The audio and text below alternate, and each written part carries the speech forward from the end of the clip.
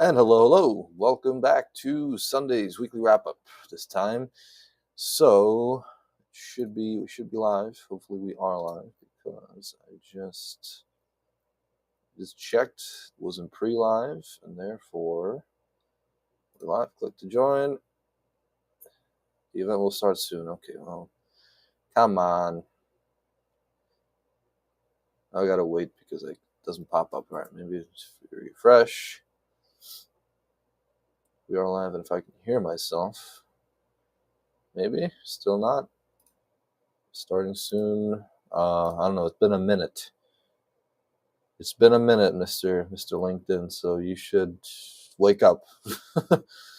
Hopefully everything's okay on the technical side. I mean, what about YouTube? Does YouTube work? I really cannot see if we are live. So I want to start talking, and only for me to stop and then realize, oh, I'm live for the past 30 minutes. Oh yeah, hang on. So YouTube is live. Yeah, okay, I can hear myself. Okay, cool. But LinkedIn is apparently not live. Bizarre. I don't know. That's weird. That hasn't happened in a while. Minute 30 seconds, LinkedIn. How about now? No? Wow. Really?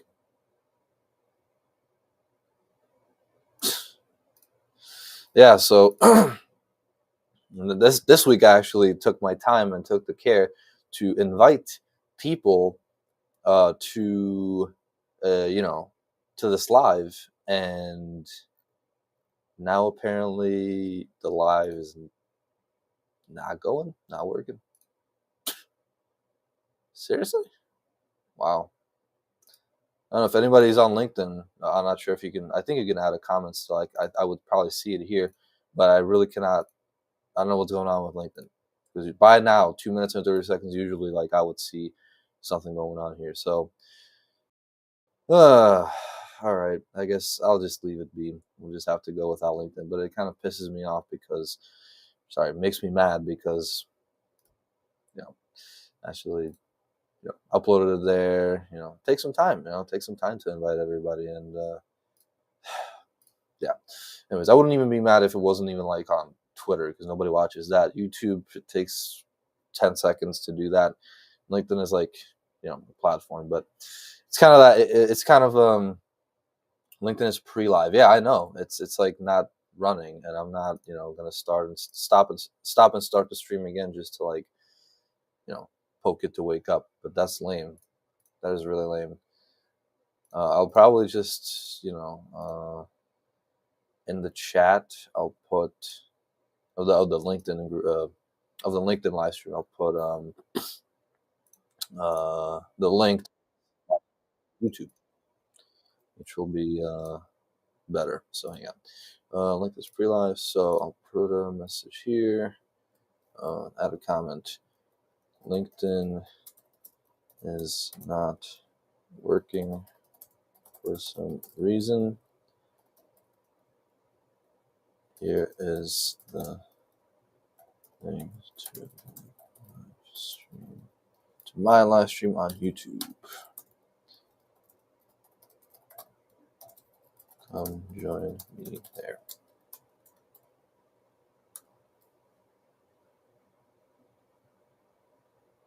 Okay, that should. I don't know. We'll see. We'll see if anybody takes the bite. Yeah, that's just weird.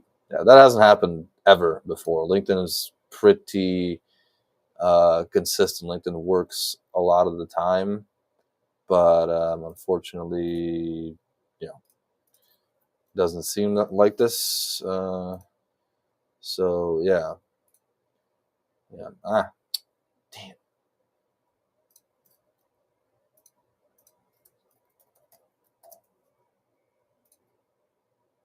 There we go. Okay. So, anyways, I'll just begin. Oh, my. Okay. Never mind. Share your profile. Share your YouTube link to your profile. Yeah, so that's what I did. That's literally just what I did. Yeah, that's what I did. And then, hello. Yeah. So, yeah, that's weird. That's never happened before. Anyways, 3 viewers on YouTube at least. That's cool. Maybe I can work with that basically, but yeah, I'll, I will not be. I tried not to be ticked off by that, but anyways, so yes, welcome. Sorry about the hang up, the long hang up, longest hang up I've had in a while. Uh, anyways, so previous week was pretty fast. Occasionally, registering requires an account. I know I did that just like a week and a half ago, just before my last week's stream. I reconnected it. It shouldn't need it that, it should need it like right after that. It's it usually works like for a good month and a half before you need to reconnect it again. But apparently, I don't know. I really don't know what the case is there. But yeah, so this past week has been pretty interesting, fast, and well, yeah, and then next week is obviously Thanksgiving, so happy early Thanksgiving to everybody. I won't be live during Thanksgiving, just after. So I'm wishing everybody it now, and yeah, so I'll be on break. That means I will be just working on content, a lot of content. I'll push out some. I don't know the exact amount of shorts, but I want to do at least two or three. So yeah, just if you wanna subscribe to my channel and yeah, that's true. That's true. Yeah, you're right. Yeah, that's why I'm going. So I don't care about that. No. Anyways, yeah. So stick around on my channel. Subscribe, like my channel. Subscribe to my channel, and just wait for my shorts to come out. I will have also kind of a new type of content that's going to be coming out where. Because I do these the AI presentations with the AI voiceover, but that'll now be basically I'll turn those into, well, I won't be doing those really frequently because they will be pretty hard to do, but I will basically be making, like, I don't know, 5 to 10 minute videos basically, and it'll be just me talking about a topic that one of those presentations is, and I'll basically be, instead of it just being the presentation and then kind of static only with the transitions, it'll be me and, on video, and then maybe like, popping up the slide for whatever reason, just edit it in, or editing in a clip of what I'm talking about or something like that. Just basically like a long form, but still kind of in the, you know cooperating with AI in that sense, because it's going to be still the AI presentation. It's going to be based off of an AI it's going to be based off of an AI presentation, but it's going to be me. It's going to be me talking over it, and me more on camera and more dynamic, not just standing still, or just moving around more. So yeah, so I'll probably do one this week. I don't know, probably later in the week. So uh, you know, go watch that once it's out. I will announce it on LinkedIn probably, because it's a new content type. So why not? Why not announce it, right? And what else? What else? Oh yeah. Oh man, I did want to say, let me click and let me share my screen now. Oh wait, dang. Oh, here it is. Okay, should work. And let's see. Here's some up. There I am. Okay. So yeah. So this is, well. By the way, this is, yeah. This is how it is. It's just, yeah. I don't know what happened with that, but it's unfortunate. Anyways, we shall leave that now and go to, wait. Oh yeah, here. First stop is here. 1699 followers. So, if you want to be the 1700th one, then come follow me on LinkedIn. And yeah, I think I always do kind of like, I send connections now, kind of at random, so people accept them here and there. So I think that'll be the 1700th one. But if you want to be the 1700th one and want to be the distinguished, then come on down and follow me. I'm not big about, the 1700s. By the hundreds, I'm not big on that. Like, maybe 2000 will be, another kind of big milestone, because I haven't, uh, you know, grown that much. And yeah, but it's kind of hard to grow on LinkedIn. I've been through talked about that a lot. And yeah, I did want to kind of read this on stream because apparently it's interesting. So yeah, so Sunday's deep thought: the lessons life teaches when you're not looking. There are moments in life that don't feel big at the time. A quiet drive home, late night conversations, a simple memory that surfaces out of nowhere, and then suddenly you realize something. Those moments were trying to tell you something that you've done in ways you haven't given yourself credit for. That you've survived things you once feared you couldn't. That you're carrying responsibilities the old you will be proud of, shocked by. What no one tells you is this: life doesn't announce its turning points; it whispers them. In the way that you react differently when than you used to, in the way that you extend grace you never had for yourself, in the way that you show up, M dash, even when no one claps for it. Sometimes the deepest growth isn't loud or motivational. It's quite uncomfortable and deeply personal. This week had a few whispers for me. Serious business meeting that made it clear that I need to change my approach. A few excellent new connections that reminded me what it should matter. When tactics, finally catching up on long overdue emails, I felt the mental weight lift immediately. My YouTube channel picked up traction again after a dip that had me questioning things. A few realizations about personal growth that hit me harder than expected, even after decades in business. Lifestyle has you lessons you weren't planning to learn. And yes, cutting down on food intake and noticing my shirts finally expanding again. M-dash after years of shrinking. Funny how small wins make a big difference. With my mind calmer this week, my focus sharpened. I decided no more family until I meet my recruiting and sales goals here in Greensboro. No distractions will come up. If you made it this far, maybe this week reminded you of something too. You're becoming someone stronger than you thought, more needed than you realized. And maybe, just maybe, life is shaping you for something you can't see it. Keep your eyes open for the whispers. They're usually the beginning of something important. And if you feel this shift this week too, especially after Wednesday's new moon. Not true. This is actually a cool photo. This is ChatGPT, right? Yeah, I figured because yeah, it's more realistic than the it's more realistic than the Google photos from what I can see. So yeah, like this. Here's how you inflate likes, ladies and gentlemen. All right, yeah. So I mean, yeah, truthful. I don't know. It's sometimes it can be, you know, it's a little long, but I mean, I can understand why this is long. Obviously, this is just personal experience, but yeah, then the filler is a little long. But anyways, yeah. So this is true. I don't know. Hang on.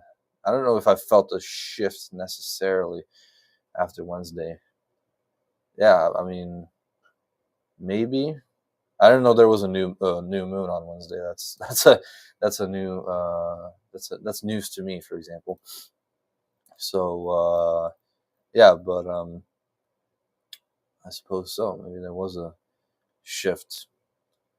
I know there's going to be a shift this week because we're going to be on break, and then final week of classes, and then finals, and then I'm out of here. Well, I don't know if I'm out of here. I might be might stay here, might be out of here. We'll see what I do over. Sorry, I still have some congestion. Kind of, you know, there's like a baseline of congestion in me for some reason, and that has been going on for like 3 months. It's really annoying. You've seen a bunch of cool films this week. Yeah, that's true. I mean, I can talk about one of them for the purposes of the stream. I would say, well, I mean, it doesn't matter really what I talk about, but I did like the movie The 13th Floor, which was really, you know, uh, people like to compare it to the Matrix a lot. Let me share this time. People like to compare it to the Matrix a lot. If I go on the Wikipedia, it'll definitely be somewhere around here. It always, yeah, here. For example, in 2000, the 13th Floor was nominated for the Saturn Award for Best Science Fiction Film, but lost to the Matrix. So, and then there's other people like on IMDb always like, oh yeah, it's like an offshoot, like a low budget Matrix or whatever. But people do like, it's not like in a bad way because people like it. It's 7 out of 10, which is like pretty dang good for a $16 million film that, by the way, barely broke even. But yeah, so it's a really interesting movie, and it deals with like reality and you know, what you think is real might not actually be real, and it's just really weird, but at the same time, not bad weird necessarily, but it does leave you, it's a thinking movie. You got to think while you watch it, which some people that I know as well, like they told me that I don't watch I don't watch movies where I have to think. So yeah, but this is a cool movie. A man awakens to discover a bloody shirt in his house and his boss murdered the night before. Did he do it? Why can't he remember? The 13th Floor is a sci-fi thriller that explores the ominous possibility of computer simulated universes where people only believe they are real. Yeah. So, and it is really creepy and stuff like that when you realize the truth. I'm not going to obviously spoil it, but it is really interesting. So yeah, and then another one that I had was that I could talk about. Yeah, which was the one? In the Mouth of Madness. Yeah, another one here. It's a cool one. All these are, by the way, all these are available for free on Tubi. Um, and yeah, so another 7.1. It's a movie by John Carpenter, and it also wasn't that successful. Budget again, it barely broke even, but it did gain a cult following. So yeah, and it is really, it is creepy, and apparently it's a, if you watched The Thing, which a lot of people probably have, and then The Prince of Darkness. This is uh, you know basically the Apocalypse trilogy. So it's like the third installment of these, this kind of series. It is kind of similar. It messes with your head again. It is really creepy. And I don't even know this pays tribute to the works of author H.P. Lovecraft and his exploration of insanity, and its title is derived from the Lovecraft novella at the Mountains of Madness. Huh. Yeah, so interesting. Yeah, I mean, I saw a lot of like the terrifying stuff, and like, yeah, it really, again, it messes with your head, because again, deals with reality but in a different way, because that one is a sci-fi film, this one is a supernatural horror film. And this is John Carpenter, but it is the former one, the 13th Floor, wasn't that creepy. There was like no jump scares, obviously it was not a horror movie. This one did include them, but there wasn't a lot of them, but it does leave a mark on you. Again, it's when a horror movie is made in a way where there are like barely any jump scares, but it's still kind of like, you know, imprints itself onto your brain. It's really interesting. It's really well done. And no matter what, do not watch Mouth of Madness. It will scar you forever. I don't know if it will scar me forever. I don't know. I'm not feeling it anymore. Although, the night I watched it, I was, always with every horror movie, you're kind of like, at least for me, I always am more aware of my surroundings after watching it. Every single twitch somewhere, every single movement somewhere, every single sound somewhere is, always making your head spin. Keeping your head on a swivel. And then the last movie was Nightcrawler movie. And yeah, that was another just a masterpiece. And interestingly, again, Jake, I believe it's Gyllenhaal. I believe that's from Sweden or Norway, one of those two countries. That's the last name from. That's actually like a royal family or whatever, like a noble family. And 8.5 million, and that was actually successful.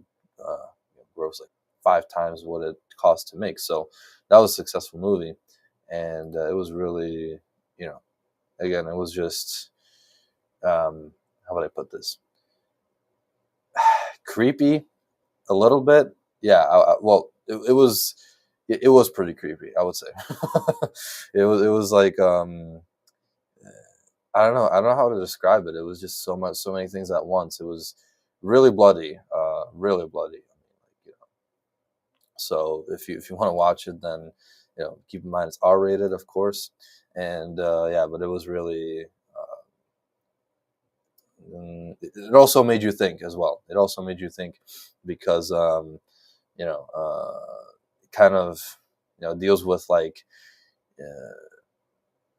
well, he plays a psychopath and a sociopath really well in this movie, and same with like he also played in Donnie Darko, which again like he's perfect for these roles. He knows how to play them really well, and yeah, so he plays kind of that, and then he goes around, I believe it's L.A., and he basically gets into um, recording amateur video or like news or whatever well, to sell to the news basically, right? And it's usually really nasty, stuff, and some murder scenes, car accident scenes, and just gnarly stuff.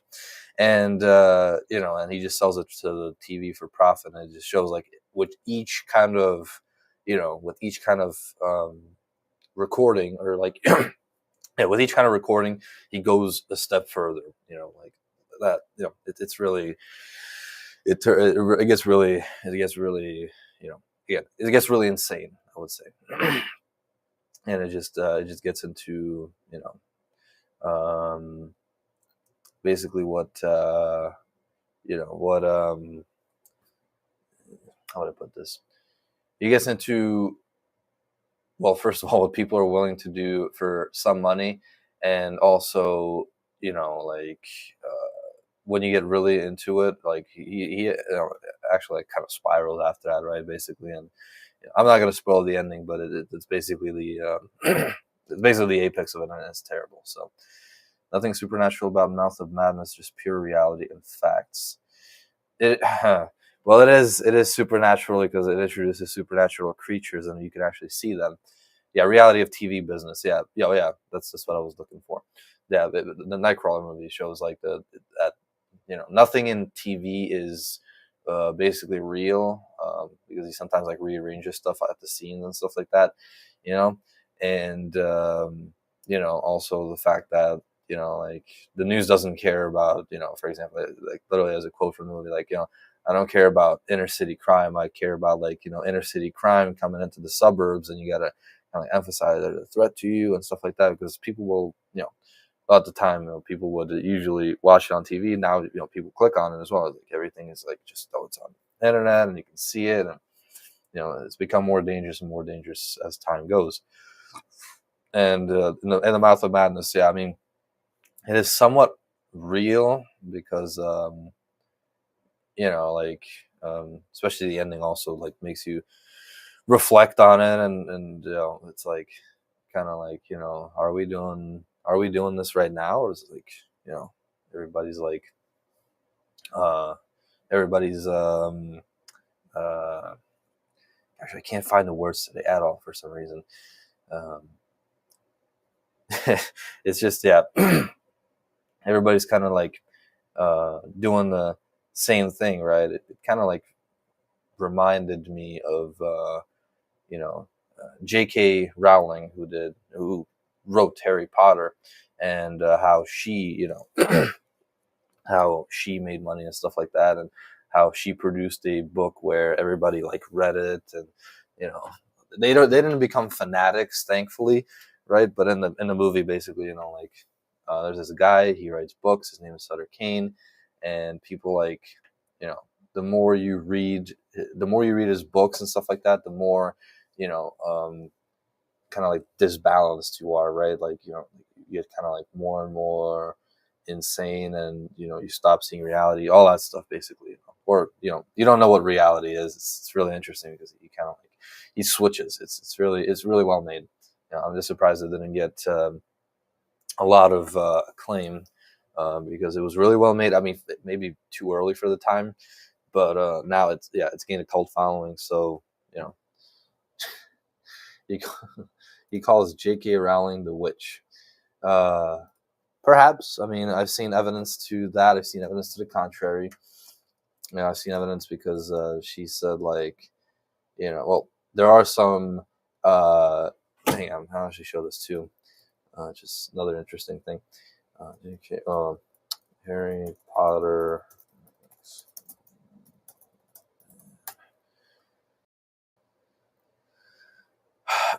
So this is back in 2019, actually. Yeah, let's see. CBS News. Share this tab instead. National school bans Harry Potter series, citing serious risk of conjuring. I think it's conjuring evil spirits. Yeah, there's a Catholic school in Nashville, Tennessee. They banned it because the books include both a good and evil magic, as well as spells, which, if read by a human, can conjure evil spirits. Right, which is interesting. Like I don't know if they were the only school who did this, but they found the spells and you know yeah, these books present magic as both good and evil, which is not true, but in fact a clever deception. Right, this is like a Catholic point of view, so religious, but at the same time, it shows that perhaps it is. Oh, that hot dog was good. I just saw that. It was a sauerkraut hot dog. I love those. See, I would buy one already. That's called. That's right. There's impulse merchandising. Well, right there's impulse, kind of like promoting impulse buying. Yeah. So that it is interesting because they found it in a what's it called, like a book of spells basically, and some of those spells were actually there. So it's I don't know if that's that positive, and then and in the movie In the Mouth of Madness, it's not only like books. Then there's a movie adaptation of the books. Interesting. Sound familiar? Right? So, and everybody watches it, right? Because everybody's so crazy for it. So, yeah, and it's not having an official position for magical books and movie series. Each pastor has canonical authority to make such decisions for parish schools. Yeah, blah blah. Studying Hogwarts. Okay, we already know what that is. The view that Harry Potter is a threat to religion is not a new concern, as columnist Daniel Nexon wrote in the New Republic in 2007. At that time, the final installment of the book series was being published, and the fifth film had just premiered. Nexon explained that the series churned debates in France, Sweden, Turkey, and Russia, and to many religious conservatives, Harry Potter represents yet another assault by the mass media that deals with that. The Mouth of Madness deals with that as well. Public institutions and other manifestations of secular culture against the traditional values. The scholar and columnist writes that some Christian critics believe the Bible makes, there's a typo, makes, quote, clear magic stems from demonic sources, and Harry Potter may seduce children away from the religion and into occult practices. So that's kind of a Catholic point of view of Harry Potter.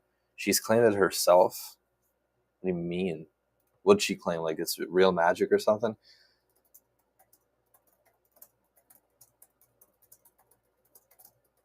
Hang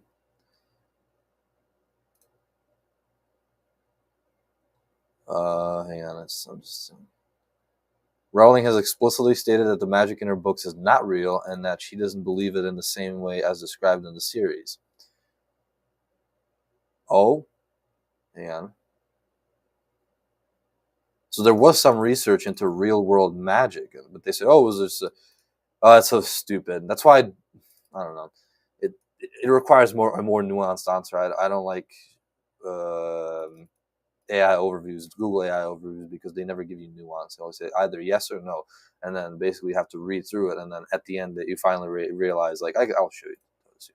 I said, no, J.K. Rowling is not real, whatever the hell, like outright, right? She said no, this blah blah. So sure, this is answering that yes, she didn't claim this, but at the same time, she said that there was research into real world magic and what was a creative process to develop this fictional universe, not a claim that the magic itself exists as she wrote it. No, I don't know. Like, how do you know? How do you know that it's not doesn't exist? Like, who knows? So she practices witchcraft. That's another kind of outrageous claim. Hang on, wait, let me search this up. The J.K. or does J.K. Rowling practice magic? Oh, witchcraft. No, she does not. She is a Christian who has stated that she does not believe in magic or the occult. She has clarified that while she researched uh, real world folklore and mythology for her books, this is different from her own beliefs and practices. She is a Christian. I don't believe in witchcraft in the sense that they're talking about it at all. I don't believe in magic the way I describe it in my books. Research for writing, yes, okay, we already read this, I think. And then confusion with the book. She has also expressed confusion that some people believe she's a proponent of the occult just because she wrote fictional stories about it. I don't know. I don't know about all this. Anyways, so yeah, it's an interesting debate to get into, but I'm at the end of my 30 minutes. So thank you very much for watching. Thank you very much for if you're watching this on replay. Thank you very much for staying to the end. And the magic in the book isn't real, but some people are Catholic, some are devoted witchcraft.